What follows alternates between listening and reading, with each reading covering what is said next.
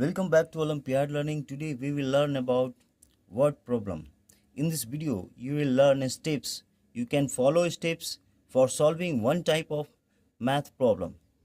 Here word problem we are going to encounter.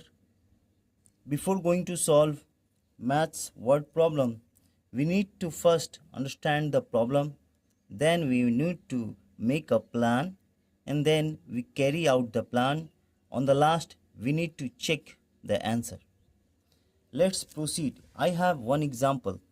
Here there are 12 students in a class. Each student has 4 pencils. How many pencils do they have together? So you will see that in a class there are 12 students. So just I am making 12 students. Suppose these are students, and you will see that these students are in one class. So we have here 6 and then we are making it 12. So here 12 students are standing in a class, suppose, and these students will have 4 pencil. This student is having 4 pencil. Similarly this student is also having 4 pencil.